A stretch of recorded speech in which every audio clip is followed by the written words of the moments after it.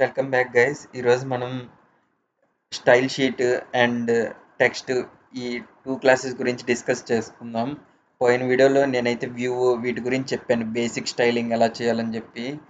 నేను ఇక్కడ ముందు టెక్స్ట్ క్లాస్ అనేది ఇంపోర్ట్ చేసుకుంటున్నాను. ఈ టెక్స్ట్ క్లాస్ ఏం చేస్తుంది అంటే, మనకి టెక్స్ట్ అనేది మన యాప్ ఇంటర్ఫేస్లో ప్రింట్ చేయడం కోసం యూజ్ చేస్తాం. దానికి టెక్స్ట్ అని ట్యాగ్ ఇచ్చేసి దాని లోపల మనకు కావాల్సిన ఇన్ఫర్మేషన్ని టైప్ చేయడమే.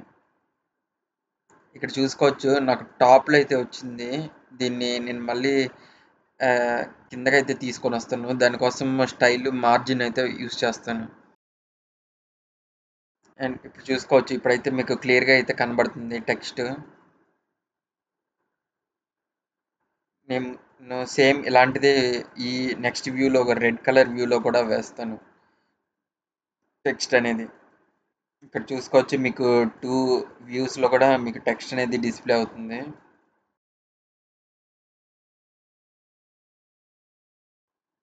ఓకే, ఇక్కడ చూసుకోవచ్చు, నేను బ్యాక్గ్రౌండ్ కలర్ అయితే బ్లాక్ వేసాను అండ్ సమ్ స్టైలింగ్ అయితే అప్లై చేశాను. అండ్ ఇప్పుడైతే మనము స్టైల్ షీట్ గురించి అయితే చూద్దాము.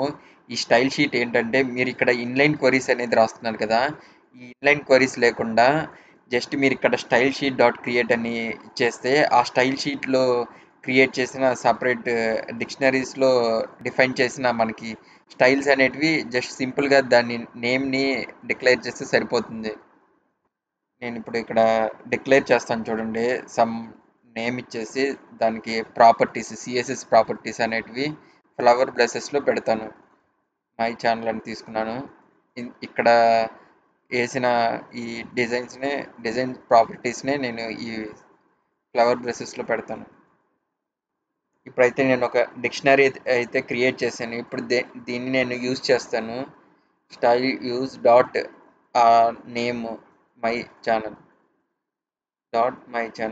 ఓకే, ఇప్పుడైతే ఆ టెక్స్ట్కి చూడండి, మీకు ఆ ప్రాపర్టీ అయితే అప్లై అయిపోయింది, అది టాప్లోకి వెళ్ళింది. దానికోసం నేను మార్జిన్ అనేది యూజ్ చేస్తాను. ఇక్కడైతే నేను కామా పెట్టడం మర్చిపోయాను, అందుకే ఎర్రర్ వచ్చింది. ఓకే, సేవ్ చేశాను. ఓకే, ఇప్పుడు చూసుకోవచ్చు, మీరు ప్రాపర్టీస్ అనేటివన్నీ కరెక్ట్గా అసైన్ అయితే అయ్యాయి. ఇలా అయితే మనము స్టైల్ షీట్ని అయితే యూజ్ చేసుకోవచ్చు.